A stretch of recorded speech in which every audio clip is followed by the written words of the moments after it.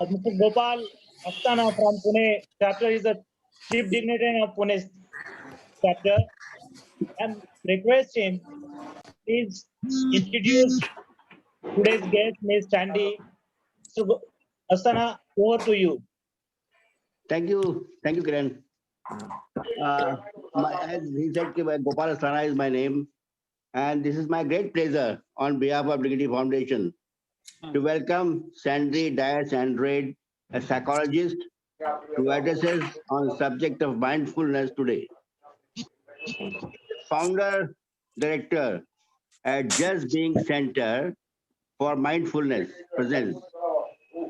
She is internationally certified in mindfulness based cognitive therapy from Center of Mindfulness, University of California, San Diego, USA. She has also received in-depth training in a number of psychotherapeutic approaches for last 20 years in field of mental health. She's a passionate about bringing together Eastern wisdom and traditions with mainstream psychotherapy. She trains and also mentors many other mental health professionals in mindfulness and presence orientations. Mindfulness is a very important subject today, more than ever before, especially for the seniors. At this age, a study shows that most of the time, 60% of the time we are in the past, and rest of the time we are in the future, anxious, anxiety, only very limited time we are in the present. It is a simple practice of coming with an ever-present awareness, and that generates kindness and wisdom.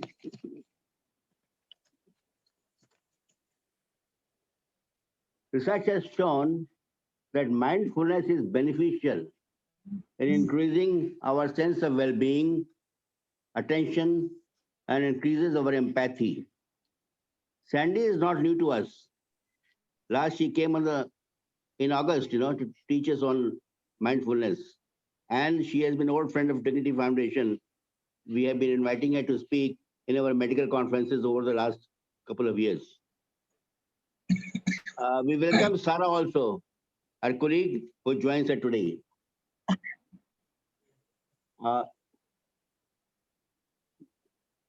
Now they must be telling us some practices which we can incorporate in our daily practice for mindfulness. Over to you, Sarah. Over to you, Sarah. Thank you, Gopal. Yeah. Thank you. Thank you, Gopal, for that introduction. And it's a pleasure to be with all of you.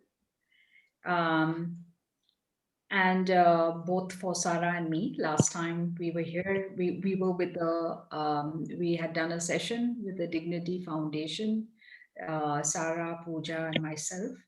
And we thoroughly enjoyed being with the group. And if y'all were there earlier, then y'all would also know that this is going to be an interactive session. Of course, we'll be sharing on mindfulness. We'll be doing a little bit of practice, and we'll be seeing how we can bring this into our lives, into our relationships, for ourselves and for our well-being. Okay. I'd like to start with, a story, or not a story, because it is one of my clients who um, who who was a senior citizen, and and he was very thorough in what he did. So whenever he would give me payment, it would always be, he would put it very neatly in a envelope and hand it over to me, always addressed to me, said with thanks or gratitude, and handed over. And once I asked him that, because nobody else did that. They ask for your account details or they ask for something. And of course, they have the gratitude in their hearts. But this gesture of putting it in an envelope, taking the care each time to see that there was that. So that gesture, one day I asked him what made him do that. Each time, every week, he would come to see me. And every week, it would be this kind of, not just money just given just like that, but very respectfully and, given with a lot of dignity. So what he shared with me is that that's just habit. That's just what he is used to. Like ever since he was little, his parents, where he was living with his family, and they would be, his mother would insist that even folding of clothes had to have a particular order, like each end had to meet the other end. Each fold had to meet the other fold. And you run your hand over this, whether it's a little handkerchief, whether it's a bed sheet, whether it's your shirt, and everything is to be done with care, is to be done with a certain reverence. Now, I think for a lot of you, that may be, something that is familiar in your background, right? To approach something with care, to approach something with that sense of um, reverence, maybe. So, over a period of time, we seem to have lost just a natural art of, or a way of life, or a way of being, where we are just in touch with things. Okay. Now you just look at there would have been some natural pauses in our life, right? For example, you had to go somewhere, you had to travel somewhere, so there would be some waiting period for the bus, for the train to arrive, for you to get to somewhere, and you didn't have a phone, right? So you didn't have a phone that you would just pick up and start checking your messages, or start sending something, or start making a call. You didn't have the distractions of technology, right? You just had very natural pauses in your day that you had to stop. And what would you do in that stopping? You do nothing, right? Sometimes it would be seen as a waste of time, but sometimes it would just be in terms of just being able to appreciate the moment, or think about things, or reflect on something. Now, this pause, these natural pauses, are extremely important. It's a natural way for the body mind to reset, right? We all use computers and technologies. We know the reset button, right? That it is important that sometimes, once in a while, especially when things feel jammed, we need to reset, we need to reboot, we need to get out of the system and give some time of rest, right? Now, this is common sense, it's very natural, it used to be there more often than not earlier. Now, with the whole, which it is also a boon, the technology, it's also a blessing. But along with it, what it has done, it has filled up even these small gaps that we've had. Okay. So there is a overload. Okay.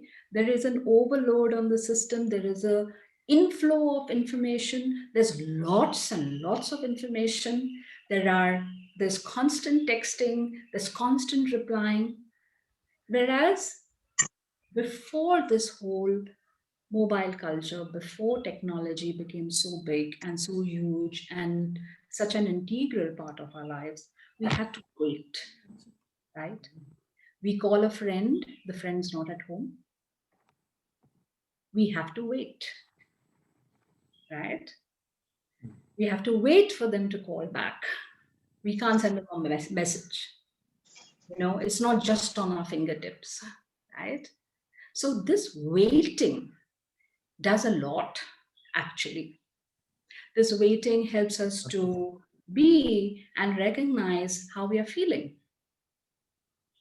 When our friend has not called, we start to see that maybe we are worried, or maybe we are concerned, or maybe we care, right?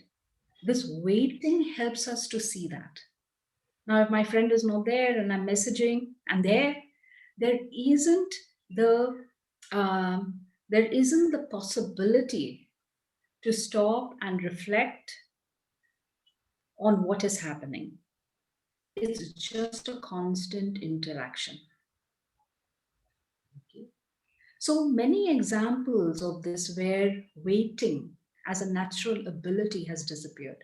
And more we are seeing this even in children, right? Where children are exposed to before their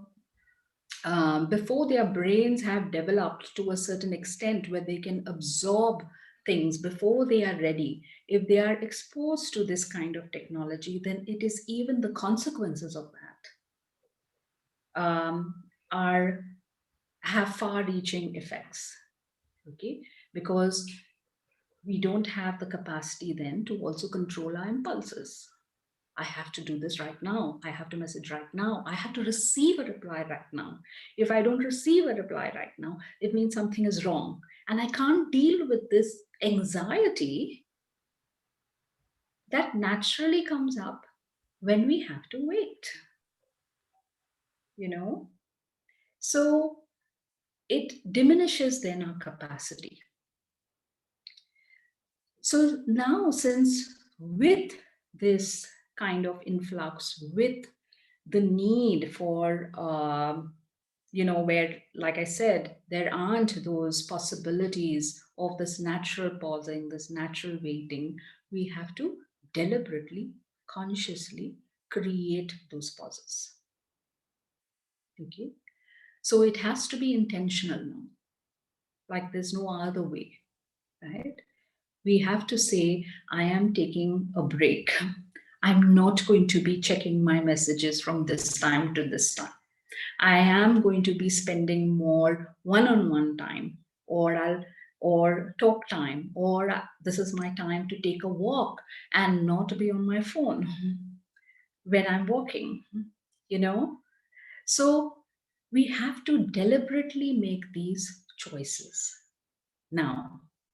And this is where mindfulness, especially in this world where there is a lack of attention, more and more we are finding that attention is getting diminished, the capacity for paying attention is getting diminished. And something like mindfulness, which is a simple practice, and of course the depth of the practice brings far more benefits, something like mindfulness can be really very, very effective in letting us be in touch with who we are and with our natural capacity and capability and ability to see and appreciate and partake, truly partake in life. Okay, so this session is an invitation to see how we can more fully, with our whole being, engage in life, engage with whatever life has to offer through the practice of mindfulness. So what is mindfulness? Like Gopal sir shared, that it's a very simple practice. We are just bringing our attention moment to moment. Although it's a simple practice, that's the challenge, because we have to keep remembering to bring back our attention to whatever is the object of attention at that time. So, for many people, it is helpful, and if they are interested, to develop very actively a practice. Okay, so we develop this capacity, this ability to really engage and see both with ourselves and with others and the world. Okay, to participate in life more fully. So these days, a lot of us are familiar with mindfulness. There's a lot written on mindfulness, and there's a lot of research done on mindfulness as to why it is effective. They say that 8 weeks of practice actually brings about structural changes in the brain. Okay, and these changes really shift the way people relate to their experiences. So something that was bogging them down doesn't feel like it's bogging them down so much. Okay. They're able to see more clearly. They're able to relate better with who they are and what they are experiencing. So the research findings are without any doubt, showing that repeatedly, and therefore mindfulness has become a huge trend worldwide. I would also like to contextualize that mindfulness is a practice that comes from an Indian tradition, okay, that comes from Buddhism, that has its roots right here in India 2,500 years ago. So the depth of the practice, if we really go into it, it can be hugely transformational.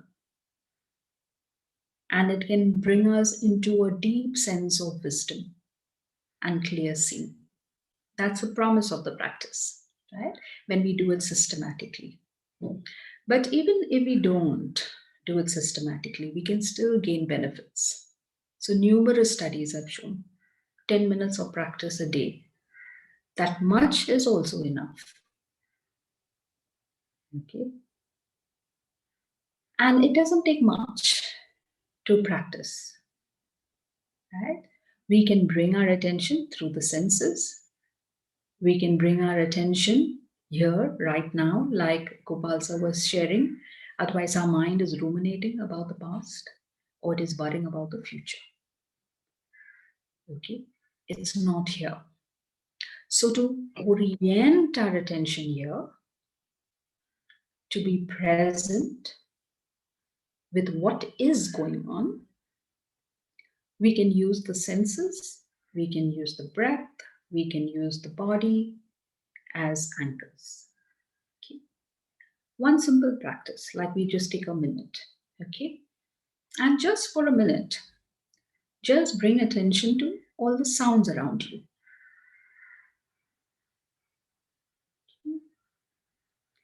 Not thinking of the sounds or finding the sounds, just noticing the sounds. Let the sounds just reach you.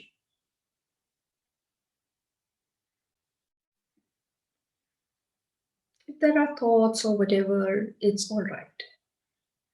Just let your attention be on the sounds.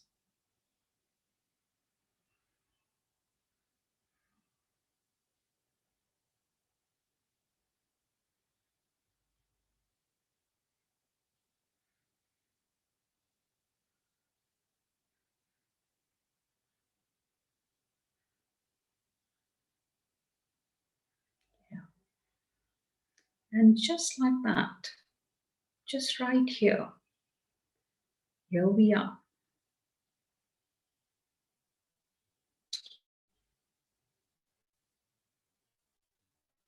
So do we feel more here than before? And sometimes it takes some practice, right? But sounds can be an anchor, and that's what I mean by the senses. So sound, touch, like the gentleman, the example that I was giving, that even folding clothes can be a mindfulness practice, because it's touch and you're just bringing your attention to that touch. Yeah. When you're eating, that can be mindfulness practice, because there are so many senses. There's the sight, there's the taste, there's the smell. And you can just bring attention to just these senses, moment to moment, just staying with this moment to moment. So you don't have to meditate or do this thing all the time, but just to remember, let me take 1 minute of a pause. And this is what we do in the pause. Okay. Or if you already have a practice, which I guess many of you might, of maybe breath or meditation, then you just notice your breath for a minute. Or just notice your feet on the ground.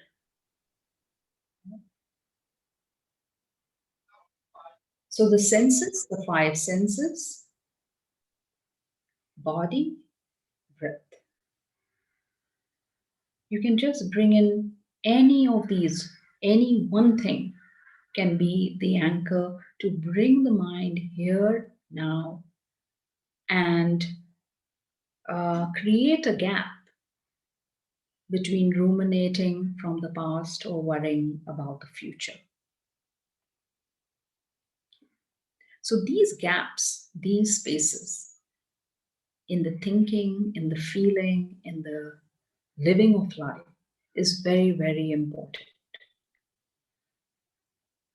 Okay? That's the critical piece. So what happens in these gaps? Nothing, just more silence. That's what we come in touch with. Okay? And when we come in touch with the silence, we come in touch with our sense of wisdom and our sense of knowing and our ability to more authentically engage with life. So I'd like to bring in, and I just like to also add that we can bring this in even in our relationships, right? Like when we are listening to someone, our full attention on the other person, right? On what they're saying. Very often when we are listening to people, there's a story going on in our head about what the person is saying, or we are concluding what the other person is saying. And we are not really listening. So the practice is very simple. You just notice when this is happening. When you notice this is happening, bring your attention back.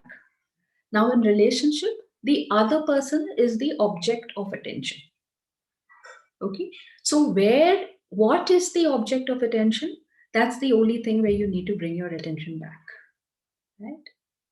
So over here, it is the other person. It's sensing, feeling, knowing what the other person is saying, not just with their words, but also what they are not saying. For that, we need to be silent to be able to get that. I do this practice a lot. We run courses at Just Being on listening for therapists and for others who can hold listening spaces. I'm also associated with Connecting, where we do a lot of this listening. And I've also done this exercise many times with couples. And even though couples, we feel like we know each other, right? We've been together. But even 5 minutes of this undivided attention, undivided. I'm not going to interrupt you. I'm not going to say anything. I'm just going to give my full attention. And I'm really here to understand what you're saying. This 5 minutes can be quite transformational in the relationship. You see things about the other person that you've never seen before. You hear things and you sense things and you sense your own feelings towards this other person that you were not in touch with or you lost touch with from before. Even with our children, just 5 minutes. Otherwise, the habitual patterns of the mind just set in. They're just habits of the mind, right? So we feel, especially in intimate relationships with our children, with our partners, with our spouses, we feel like we know them. What more new now to discover, right? We can predict their behavior. But actually, each moment is new. That's what we are learning from mindfulness. Each moment is new. Like there's a saying, right? You never enter the same river twice. So it seems like the same river, but every time we go into it, it's new.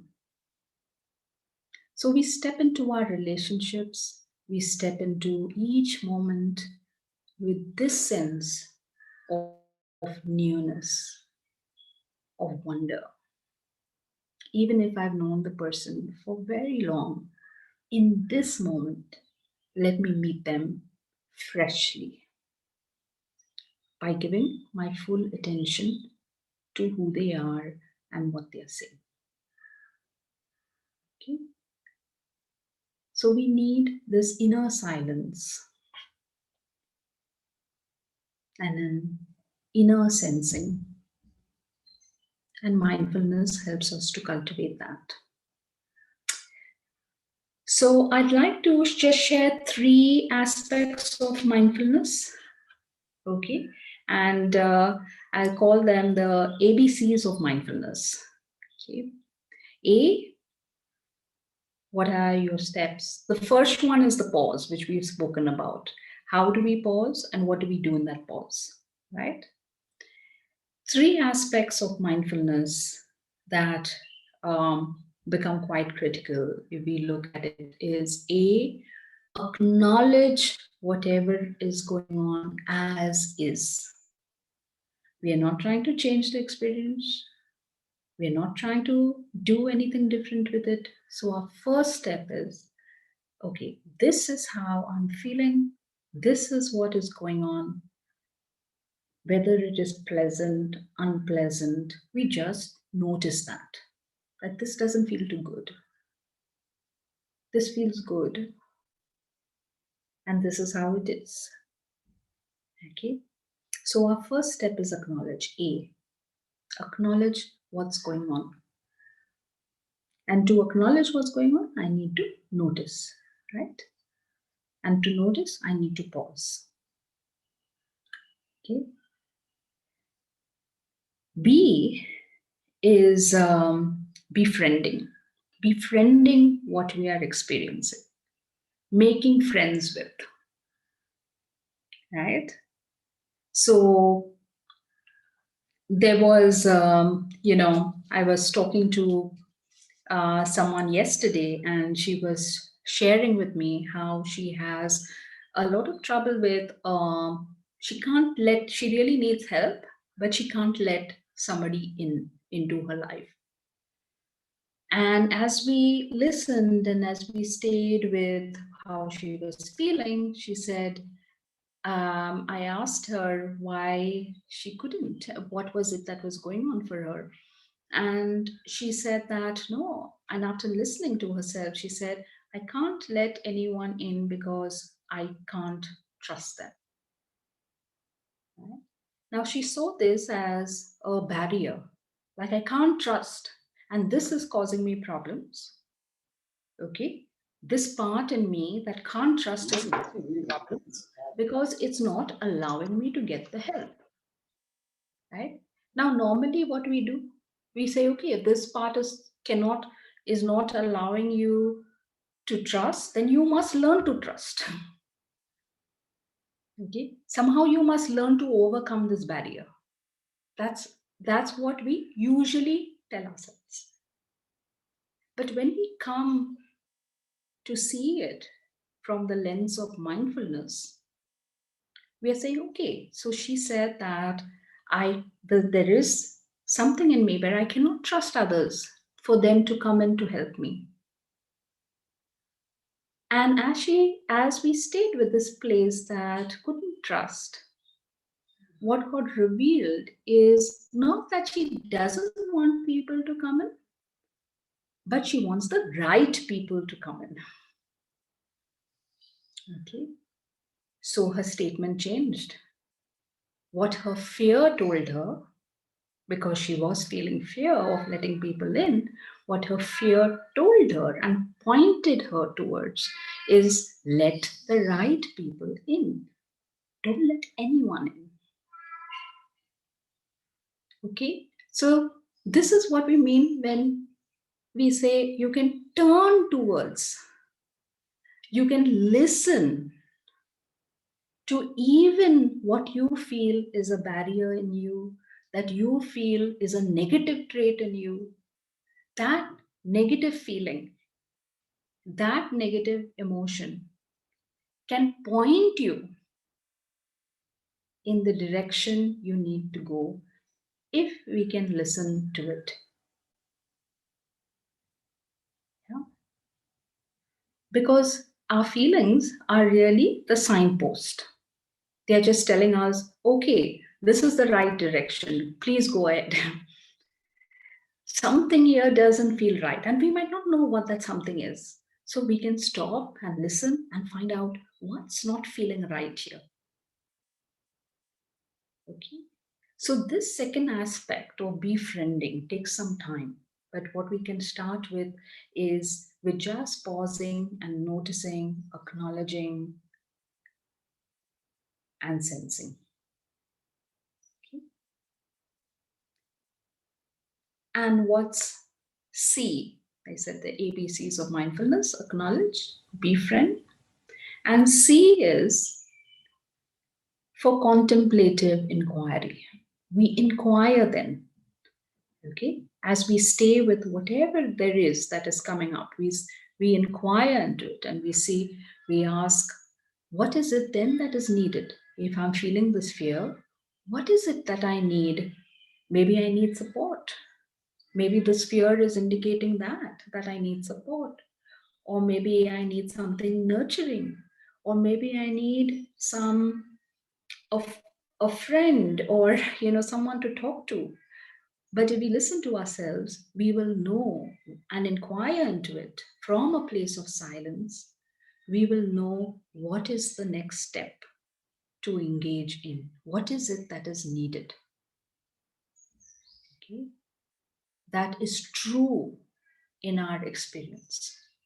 Not something that somebody else is telling us, not something that we feel we should do, just what comes from your natural wisdom and knowing, which we all have. Okay? So that's what now one easy way to cultivate all of this, because sometimes staying with what's hard and turning towards the difficult emotions is not so easy. And already our tendency of the mind is to see when things are going wrong, right? We don't tend to see when things are going right.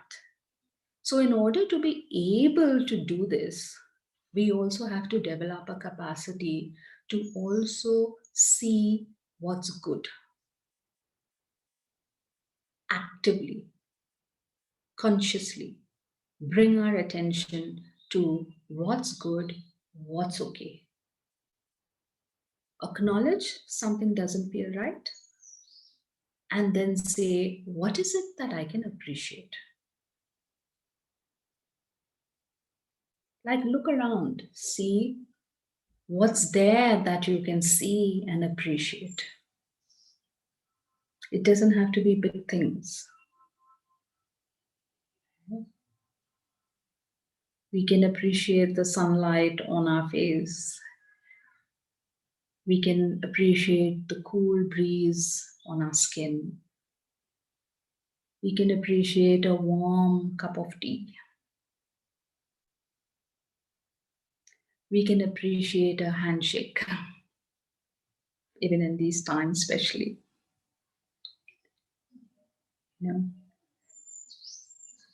And we can give this appreciation as well. Research also finds that what we're talking about is appreciation and gratitude, that the effects, the positive benefits of gratitude increase when we are able to also voice it and say it to others. Okay. So, one of the practices, and if you feel up to it after this call, you can make a call or message someone, make a call actually. Tell somebody whom you feel a lot of appreciation for in your life. And you hold it in your heart, but to see how it might be for the other person to know. Okay. So for now, let's take a minute with just seeing who's that person or what's that comes to your mind that fills you with a sense of appreciation.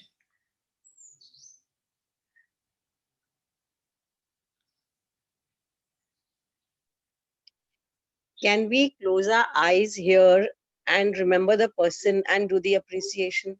Yes, yes, Thank Varsha, you. that would be lovely. Thank Yeah. you. Yeah. So we'll take some time and maybe I can guide through that. Take your time to just sense your feet on the ground. There are many people in our mind. So what's the choice? I mean, there are many people. Hello? Yeah. Whom to remember? There are many people in my life whom I know. Yeah. That's lovely. So, what you can do in your visualization is to let them all be there, like you are surrounded by this circle. Okay. So, you can see, like maybe it's a whole gathering of all the people that you appreciate who are right here around you. Okay. So, just take some time. First, just orient to your feet on the ground, just the contact. That's Can they enough. be from your past? It could be your Yes. mother. Yes, yes, it doesn't matter. It can be any, it can be even imaginary people. It can be heroes from the books we have read. You know, it can be anything.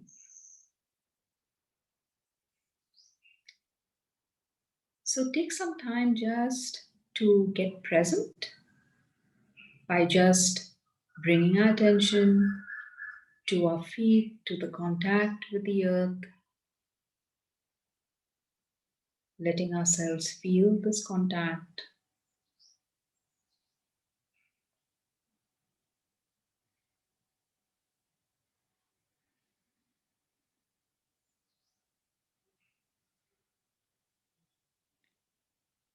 And then just bringing to mind at least one person that you can feel even a little appreciation for.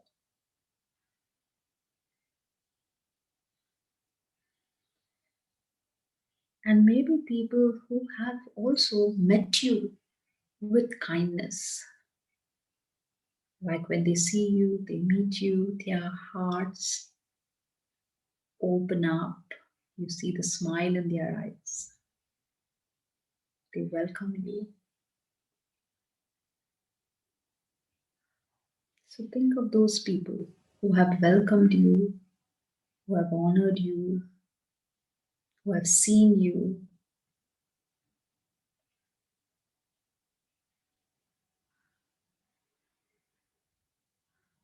In little ways, big ways, moments. Hello?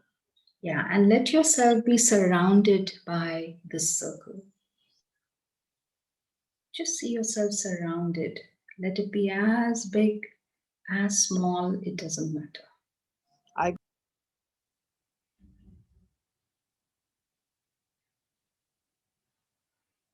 And now just sense how you're feeling, and you can just breathe with that feeling.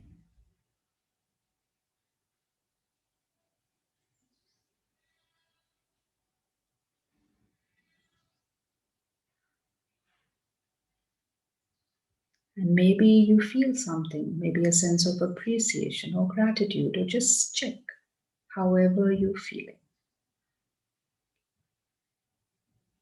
And from this place of openness, if you had to say something to them, what would you say? How do you express your appreciation, your heartfelt appreciation? And if you want, you can just write it down, whatever comes to you. Just take a minute for that.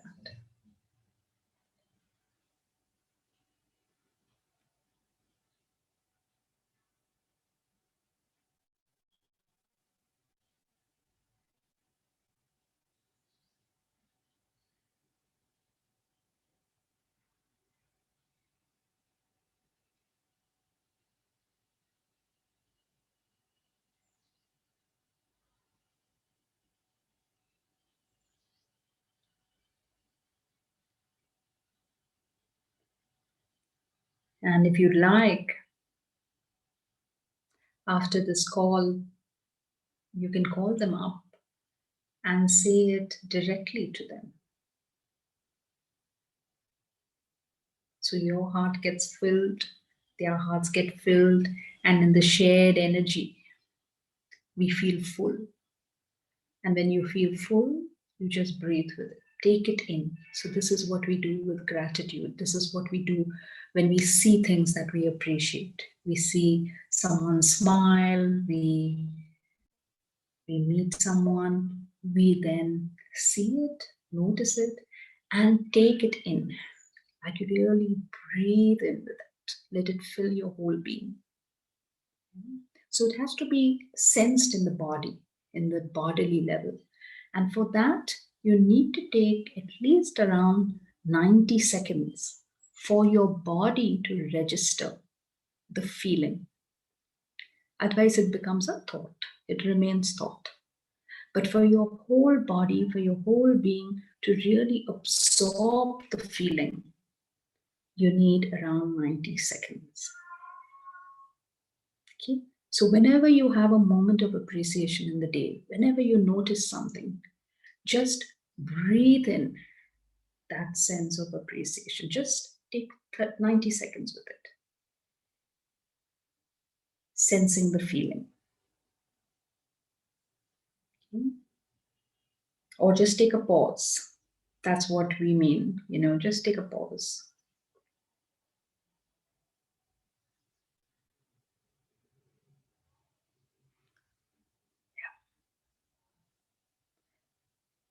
So we'd also like to share a practice with you, a breath practice, just like we did simple 1-minute practices of sensing our feet on the ground, listening to sounds. We see how we can practice this seeing something good, taking it in, right?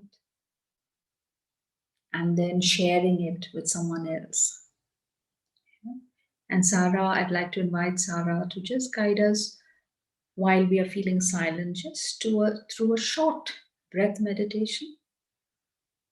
Yeah, so we just deepen into this sense. And we just notice this, and then we'll take questions, okay? And take more things as to how we can bring this more into our lives, okay? Or whatever other questions you have. Yes, Sarah.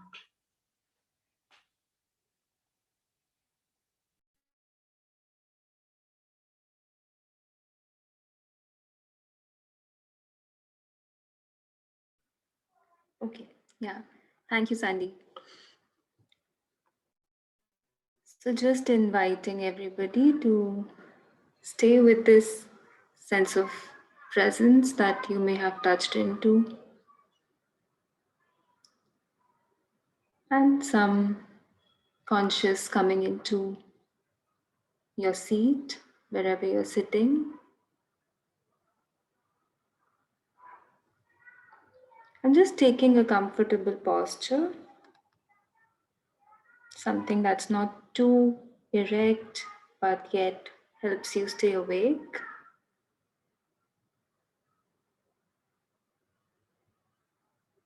And once again, sensing your feet on the ground.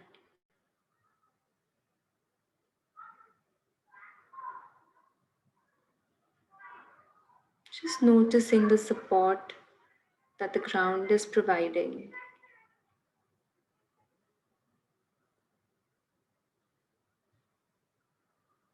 And if you may want to close your eyes, that's okay. If not, you can just keep them loosely focused past your nose.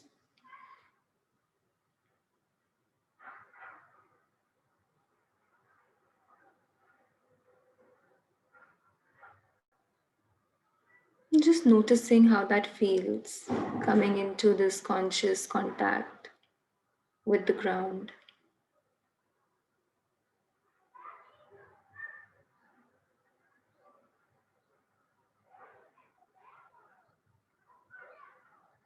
Sensing your feet, your legs,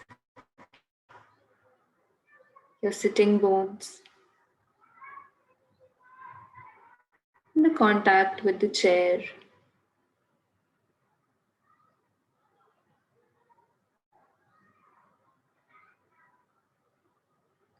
And allowing the earth to receive you.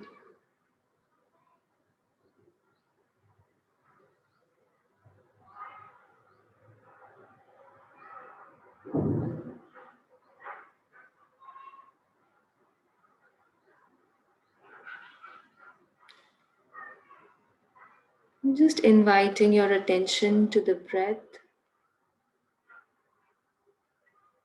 however it may be in this moment.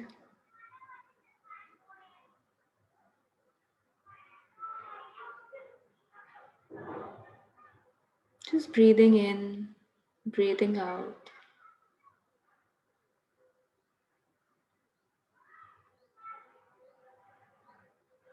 Sensing how the whole body breathes itself.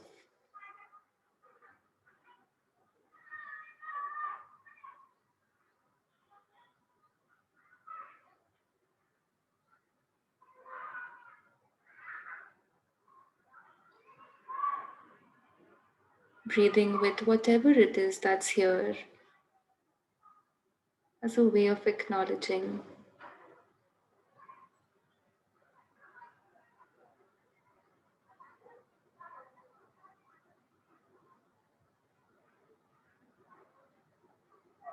Just moving from one breath to the other.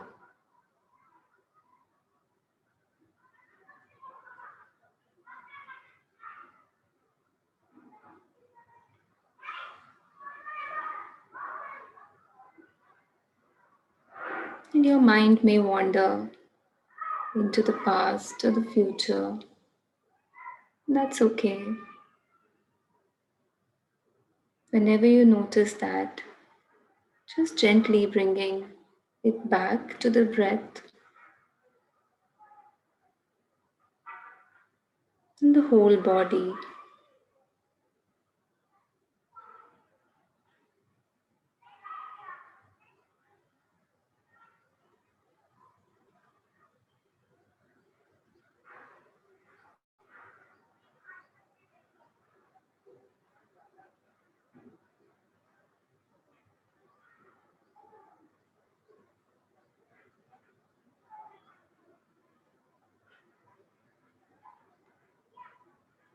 Noticing how it feels.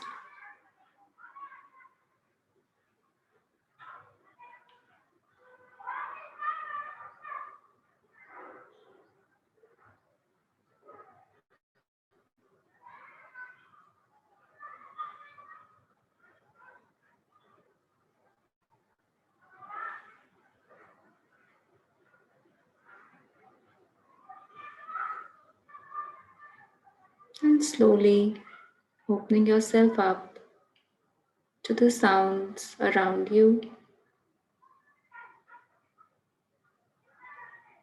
If your eyes are closed, then maybe opening them slowly, sensing your whole body once more.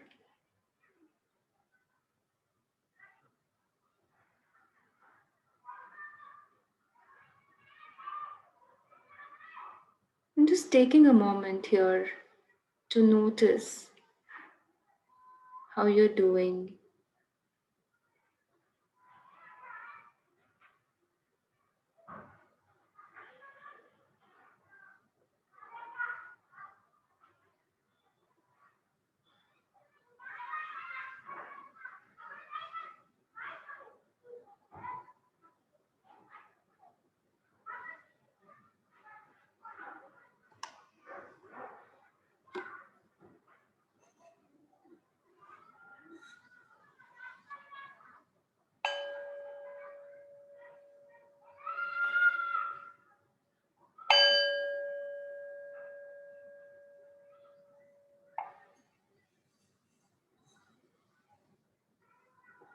And if you'd like to share how it was for you or any observations that you may want to bring in,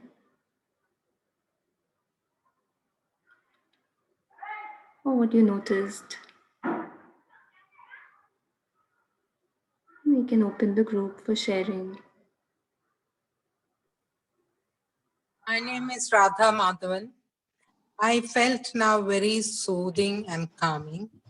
My mind did not travel much. It focused on my breathing and feel, full body's little relaxed. I am Rajapan from Chennai chapter. And I feel my whole body is weightless. Almost I'm flying in the air. I'm feeling so calm, feeling very nice. Thank you. Thank you for sharing. Oh,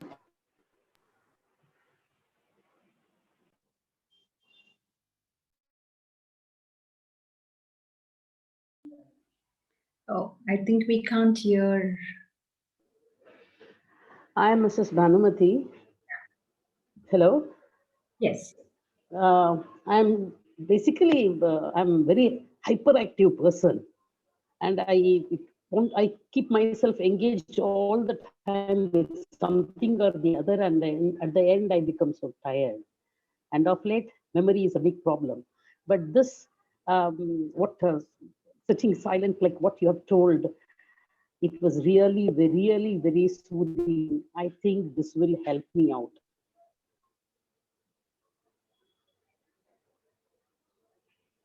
Yeah. They're really very simple practices, right? Yeah, I have never seen. I have never been so silent, so calm, sitting in one place for at least for 5-10 minutes. This was really very soothing. Thank you.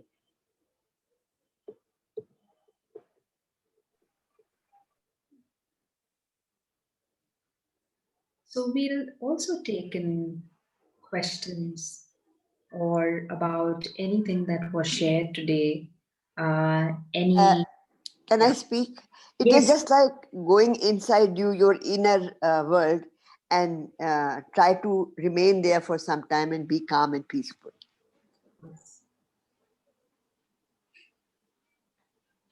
Yes. Yeah, this Yeah, is that's. Gopala. Yeah. Sorry, Please. carry on. Go ahead. Yeah. This is Gopala Sana here. I want to share one thing, We're in Bombay for 1 year nearly with my daughter. And we felt so comfortable, without, although that society was new, we hardly knew any soul there, except my daughter, we used to be together once in a while. I mean, at the dinner time and lunch time, although she was very busy in her own work. But we felt so assured, so secure, so calm and quiet, never had any feeling of anxiety altogether. And here in Pune, we have been here for 10 years now alone, me and my wife. And ever since we have come here, that feeling is not there. Yeah. I feel disturbed. I don't know why, without any reason. Although we have people to talk to. When you go down in society, a lot of people, they come and talk to you, but that feeling doesn't come as we had in Bombay. I don't know why it is. Yeah. What do you think it is? Yeah, maybe something around Security. being with Security. Yes. we feel Security of that what? secure base. It's called, feeling that secure base that we feel around people we love and trust, even just their presence. It can be friends, it can be family, for some of us, it can be pets. Mhm. So whatever it is, it can be trees, it can be nature, whatever it is that you connect to, like you did, Gopal, when you were in Bombay, you're connected to something that brought you into this sense of secure base within yourself. The same calm space that somebody else was talking about. It's just another flavor that we feel secure, we feel rooted, we feel good within ourselves. Then from there, we can encounter things. We feel more resilient. We feel more whole. Good, thank you. Any other sharings, like Gopal opened up, maybe things that make us feel secure, or even what came up for you during the appreciation practice. Yeah, right.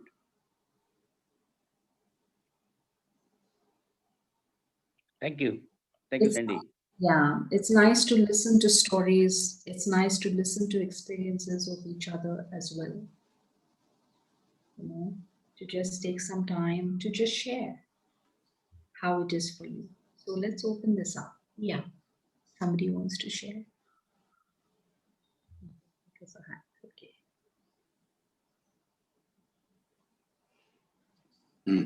Hello? Yes. Yeah. Video. See, I was also in the trance one, like what you said, but many a times I go off to sleep. Is it correct or not?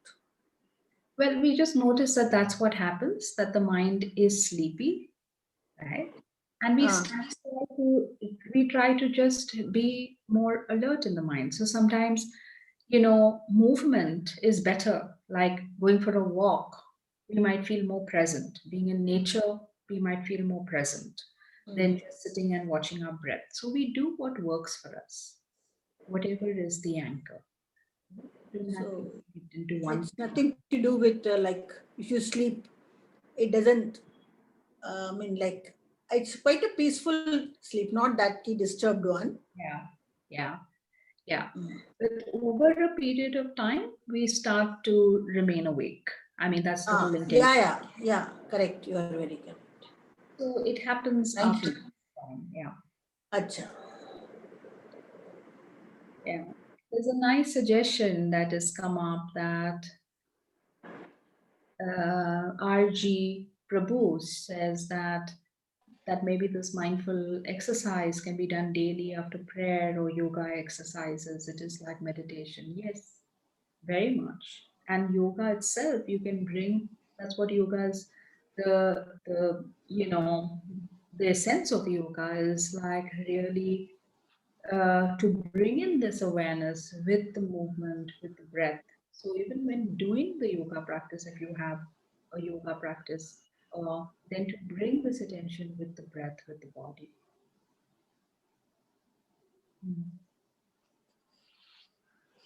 Yeah.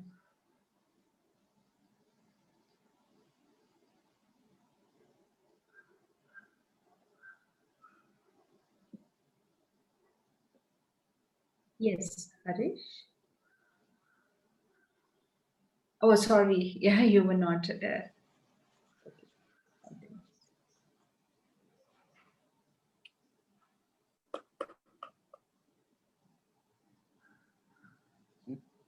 So if there are no more questions, would you all like to know anything more around mindfulness or whatever has been shared?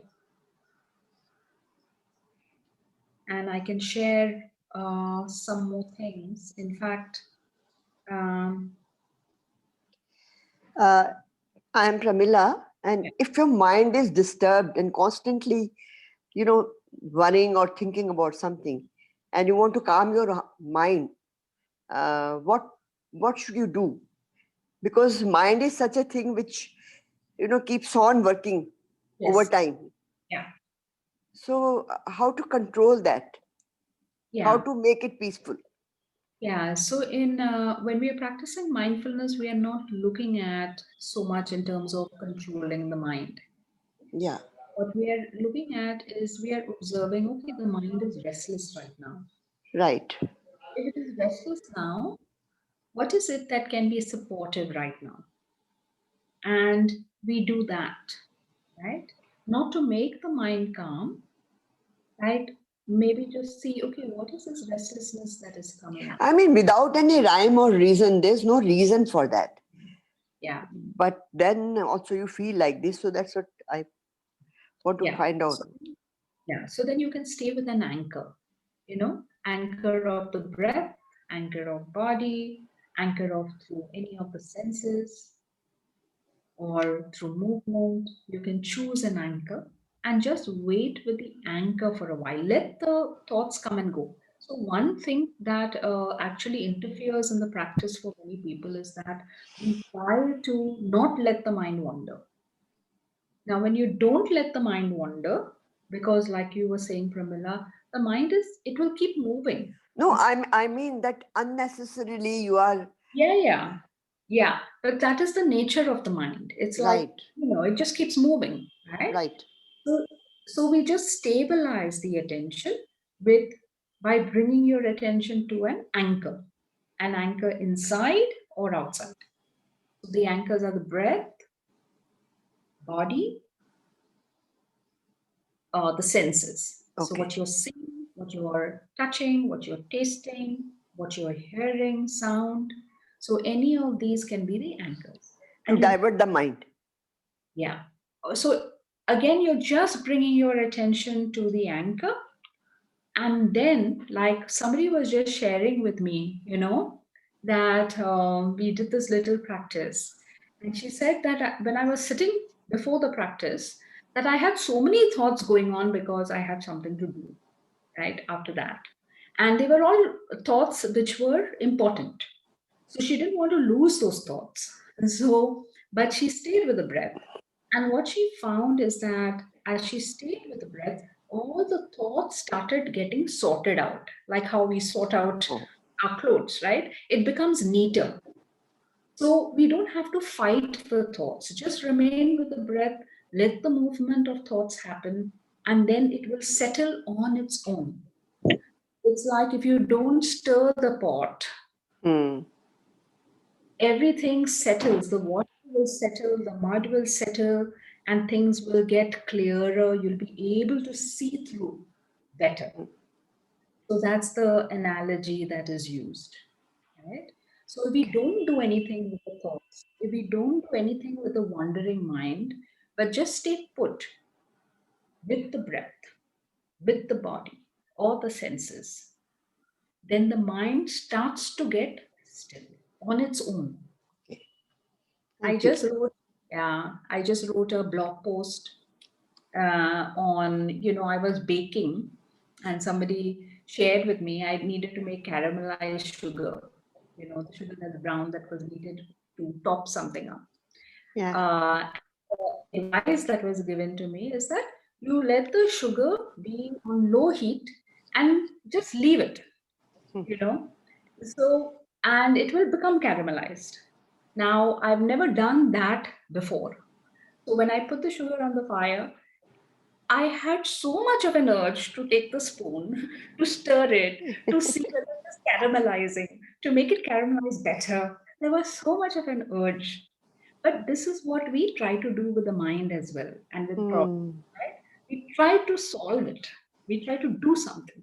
But if we just step back, let it be, then we can see how it settles, how it comes into another form, how it changes. Right? Most of the time, we don't give that a chance. Because we are Right, right. One after the other, we keep on. Exactly. Yeah. Yeah. So that's what we do even with the wandering mind. Somebody was asking whether I can repeat the ABCs of mindfulness. Yes. A means acknowledge. Okay. So before acknowledging, we spoke about the pause. We spoke about pausing. Right? And how this pause is needed. It needs to be a deliberate pausing, conscious pausing. Stop. Let me see what's going on now in this moment. Then we acknowledge, okay, this is what is going on and it's okay. B is for befriending, making friends with, getting to know, even if we don't like what is going on, trying to get to know what is it that is going on. Okay, so that's the second part, befriending. And the third part, so sometimes when it's hard to befriend, you just breathe with it. So it's just nice to just breathe with it. And the third part is C, contemplative inquiry. From a place of relative silence now, we are asking, what is needed in this moment? What would be supportive in this moment? How can I take care of myself in this moment? So these 3 steps, with actually 4 steps. The first is the pause, and then ABC. Acknowledge, befriend, and contemplative inquiry. Then we also spoke about that to increase our capacity to see, to be with things, we need to come into appreciation. Why? Because the mind, out of habit, will focus on what is going wrong. Okay? True. And then our attention gets fixated on what is wrong. But there are many other things also going on in our lives. So we acknowledge what doesn't feel good, but we also start to look at what can we appreciate, what touches us, what we can sense and feel, small moments. And with those small moments, we pause, we breathe with it. Okay. And then we also spoke about that it is important to also say that aloud, express it. So you have many gratitude practices, like for example, or appreciation practices. One of the practices is writing a letter of gratitude. Sometimes we don't write a letter of gratitude to ourselves. Sometimes once in a while we can turn our attention to this and write a letter to ourselves from ourselves. How grateful We you are. call it a little love letter, what you appreciate in yourself. You know. And one more question I want to ask is, sorry to interfere, if you have to finish, please finish that. How to develop the habit of listening? I know you know normally it happens when somebody is speaking and you halfway you feel you have understood the thing, but in fact the person has not completed the sentence, and then the person get agitated ki you are not listening properly, and then you are answering back. So how to develop this habit of listening properly?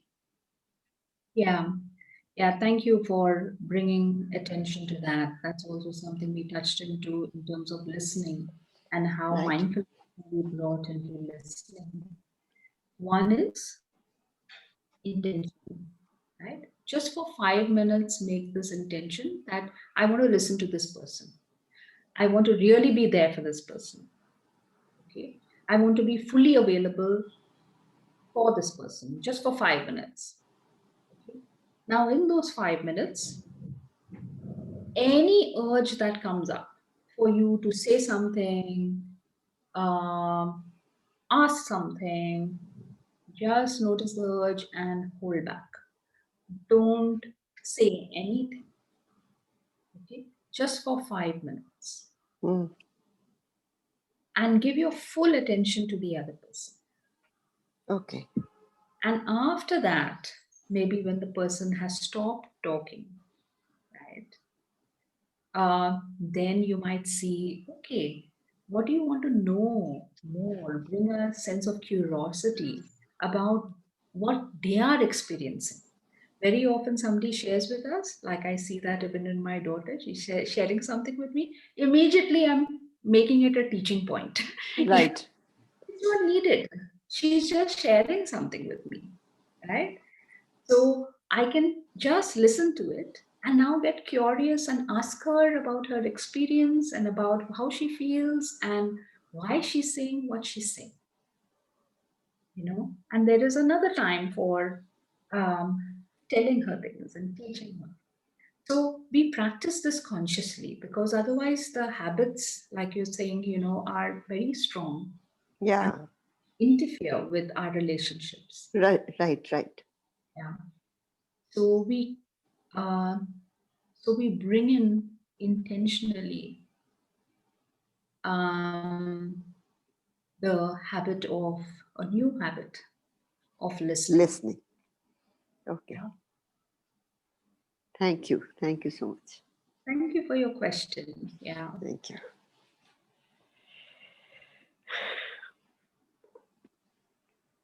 Okay.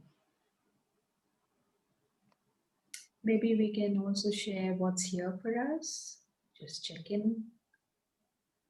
Just see how you're feeling or what you're taking from the session. What is the main thing? Because what we want to do is also we want to apply it in our life, right?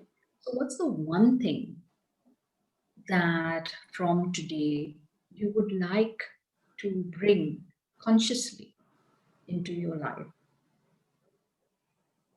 And we can just share that, or you can take some time to just write that down. What is that one thing? We won't do everything, but one thing that you want to consciously cultivate. Presence of mind. Yeah.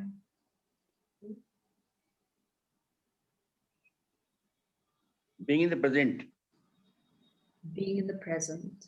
Totally. As also this listening. That also is very important. Listening we'll practice, definitely. Many a times we disturb others, you know, before they finish off. Right. We try to answer, you know. That kind of a practice we should do. Even though other person might take long to finish off, but we must coolly and patiently wait for him to finish. Yes. Bring more pauses in life. And as you mentioned,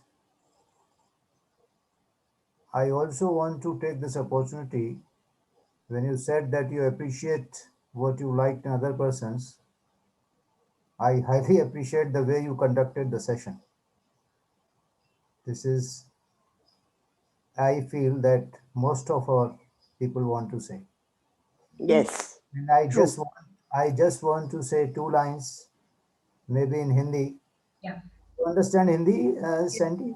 Yes.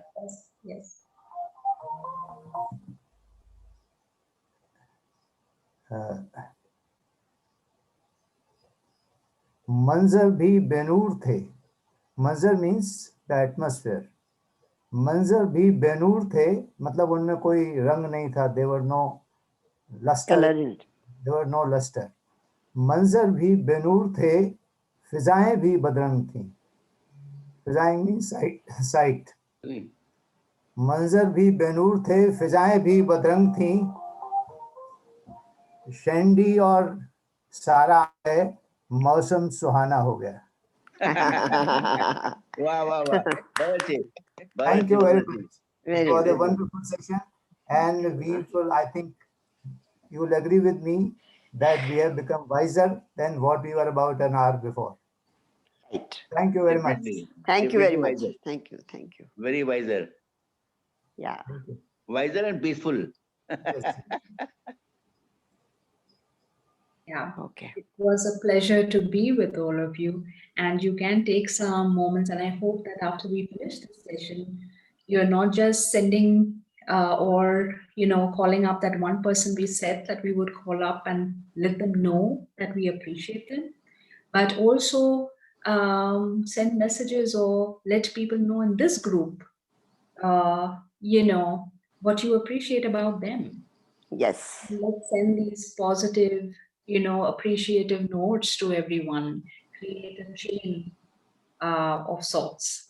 Okay, you receive a note, you give a note to somebody else, and we could do this practice all evening, right? Or Also, I would ask kindly share your details with us. yes, sure. You want me to put it in chat? Yeah. Yes. Give it to Kiran. Kiranji No, will. you send it to Chai Masti group. Chai Masti group, yeah, that will be good. So I'll send it to Kiran. Yeah. Kiran. Yes. Kiran will circulate. Yes. Okay. Will do. Yeah, we can do that. Thank you. Okay. Okay, then. It was a pleasure to. Pleasure. Yes. It's really a pleasure. And thank you very much. Thank you so much, Sandy. God bless. God Sarah, bless you. God bless you. You're doing a fantastic job, fantastic work, noble work.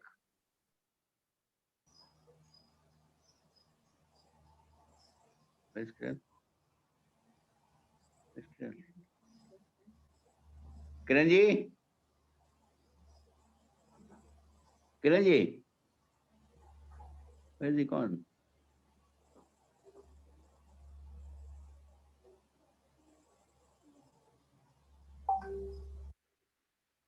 Is he?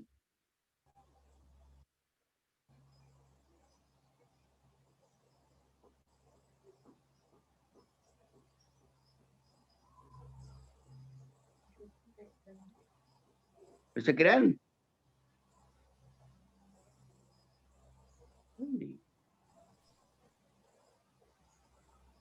Hello. Hello, Kiranji.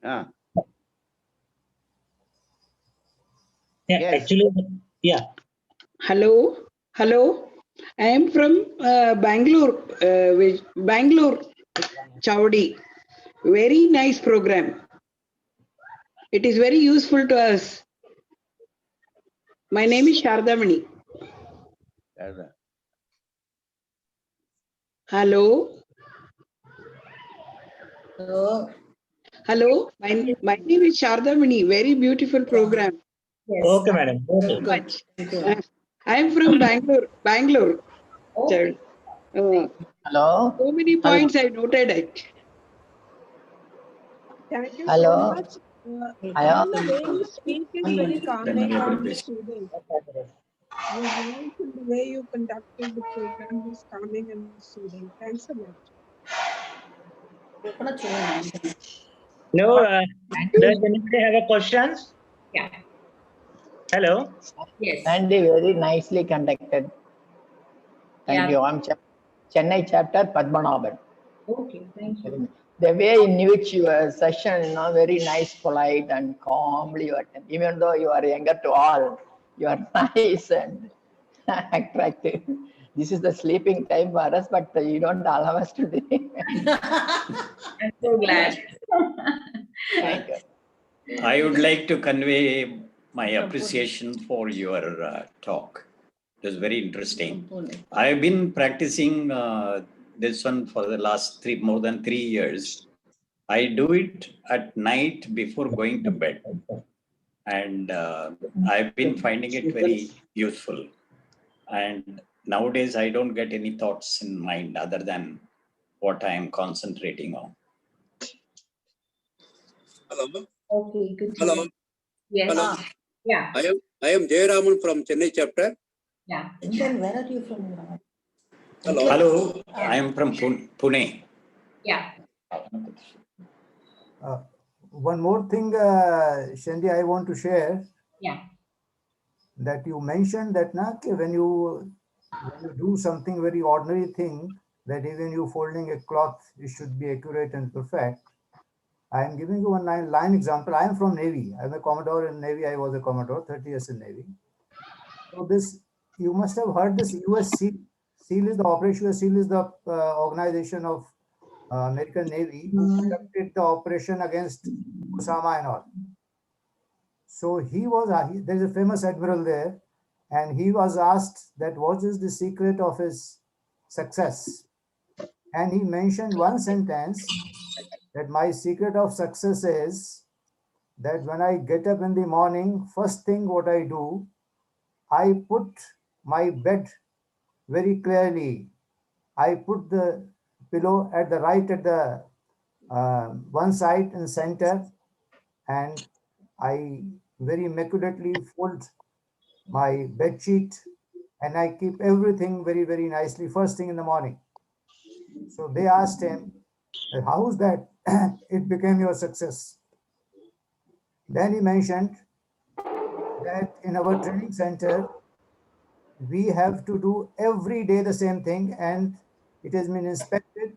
And if we are fined for defaulters into this, we are punished. And this happens with all over the Navy. In Indian Navy, this is the practice. When I was in training, same thing used to happen. So he said, he asked himself that why this is so important. Why you are giving so much importance to this that we are not able to do. We have come here to learn the war strategy, not this. So he was given the answer that if you cannot do such a simple thing meticulously, how can we expect you that such a complicated thing as the art of war you can be doing successfully? So this is what I am watching for, what you mentioned, the small things which we do make lot of impacts in our whole life. This is just a share. Thank you, sir. Thank you. Thank you. Thank you. Thank you. Thank you so much, sir. Very Thank practical. you. We Thank have you. only 5 minutes. Listen, dear friends, this is Kiran from Pune. We have only 5 minutes. So before leaving the meeting, we have to give a vote of thanks to guests. Okay? Hello? Yes. I request to Shashi Parthi ji.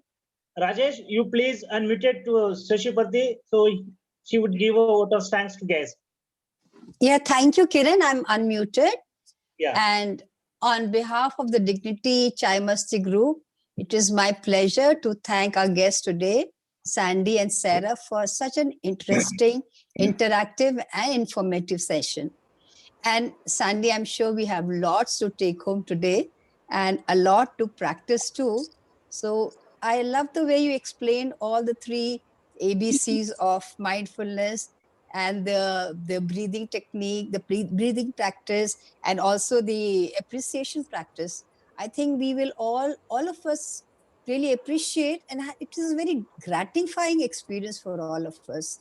And Yes. I think from the number of questions that came your way and the lot of thoughts that evoked this session evoked, well, I think it was really very, very nice. And thank you once again. And we hope to see more of you in the future, Sandy, for a lovely session. Thanks very much. Thank you, And Sandy. God bless you. God bless you. Thank you so much. I would like to add two, three lines. Thank you.